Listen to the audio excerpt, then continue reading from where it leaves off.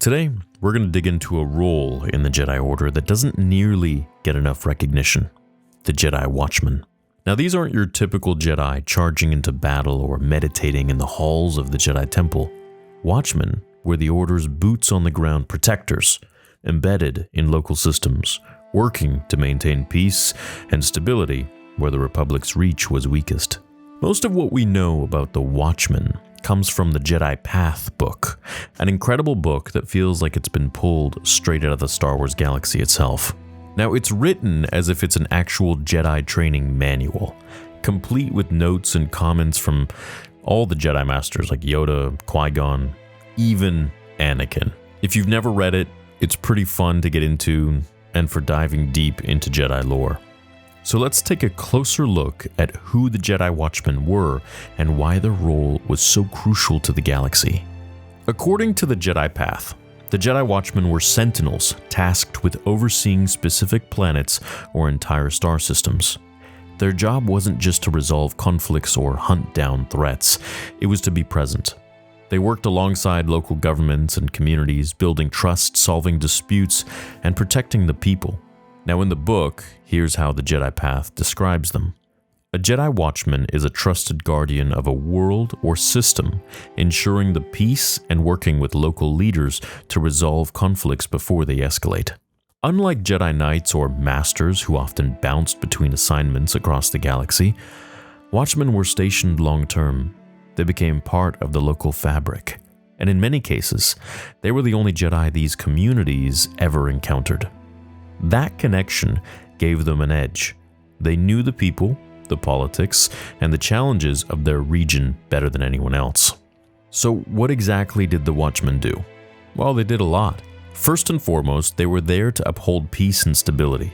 Sometimes that meant negotiating between factions, other times it meant stepping in with a lightsaber when things got out of hand. Aggressive negotiations. But their duties didn't stop there. Watchmen were also tasked with identifying and testing Force-sensitive children in their assigned regions. They would report these findings to the Order, and the kids who tested positive would be taken to the Jedi Temple for training. Now, here's where things get complicated. In systems that were isolated or didn't trust the Republic, this could come across as Jedi overreach. Now imagine a stranger showing up telling you that your child is special and taking them off-world. It's no surprise this didn't always go over very well, and it was something the Watchmen had to navigate carefully. We've seen glimpses of Jedi Watchmen in action across Star Wars lore. Master Arkajeth, for example, was stationed on Onderon, where he played a key role in ending the centuries-long conflict between the city of Iziz and the Beast Riders. He didn't just show up and fix things, he lived there, worked with the people, and taught his apprentices how to mediate such disputes. Then there's Joruus C'baoth, who served as the Watchman of Alderaan. He famously mediated a political feud between the Organa and Antilles families by arranging a marriage. Effective? Yeah. Ethical? It's up for debate.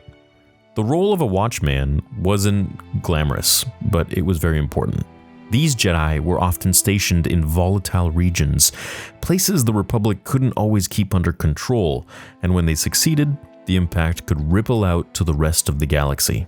Imagine if Mace Windu is stationed at one of these places, he would just make it worse.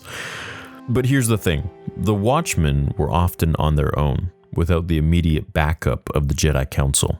They were trusted to make independent decisions based on their understanding of their regions, and that autonomy came with a lot of risk. One example from the lore is Bodis Kervitan, the Watchman of Kadinth. He was killed during a pro-separatist uprising, and his death created a power vacuum that threw the entire system into chaos.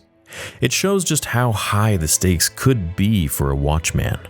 The Jedi Path even includes a note from Mace Windu that sums up the weight of this responsibility. The Watchman's burden is heavy, but the galaxy cannot afford to let these regions fall into darkness. It is our duty to bear it. And you can imagine why things went wrong with Mace Windu as a Watchman. This wasn't a job for just any Jedi. It required someone with the skills to mediate, the wisdom to lead, and the strength to act when needed. Personally, I think Dooku and Qui-Gon would have been unbelievable Watchmen for probably the entire galaxy. What makes the Jedi Watchmen so fascinating is how their role blurred the lines between different aspects of the Jedi Order. They weren't just warriors or diplomats, they were both. They had to act decisively, but also understand the complexities of the regions they served. In many ways, the Watchmen represented what the Jedi aspired to be, protectors of peace who could connect with the people that they served. But that closeness also made their failures more devastating when they fell short because they were to blame. The Jedi Path emphasizes this balance with a note from Qui-Gon Jinn. A Watchman walks a delicate path, part protector, part negotiator, and sometimes part enforcer. The Force guides us, but the will of the people must be honored. It's a reminder that even the Jedi weren't above the messy, gray areas of life in the galaxy. The Jedi Watchmen may not be the most well-known role in the Order, but their work was critical to maintaining balance in the galaxy. They weren't just guardians, they were peacekeepers, mediators, and sometimes even the last line of defense for entire systems. Reading through the Jedi Path gives us an incredible look at how the Jedi Order really operated beyond the big battles in galactic politics.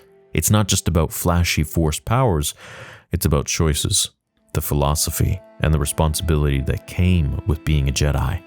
I personally think Anakin would have probably been a really, really great one, had he matured a little bit more and maybe not been so emotionally compromised with things. But I feel like when he wasn't emotionally compromised in a situation, he was very level-headed, and he really saw things kind of fairly. Whereas Mace Windu was, I think, a little too strict. He needs to bend a little bit, and I think this is why Qui-Gon would have been the perfect role model for Anakin, had he not died to Darth Maul in The Phantom Menace. I think Obi-Wan wasn't necessarily the best candidate for this. I think he was still too much of a rookie, a novice, if you will, when it came to being a master. While his dedication and discipline were exemplary, I don't think he really had the experience to take the place of Qui-Gon Jinn. But I guess that's why things turned out the way they did with Anakin.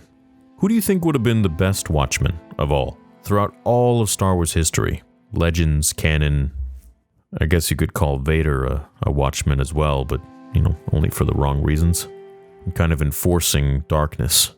Enforcing his will and the will of the Emperor. I hope you guys enjoyed this video on the Watchmen. Let me know what other topics you'd like me to cover in the next video. Have a great day, and remember, may the Force be with you, always.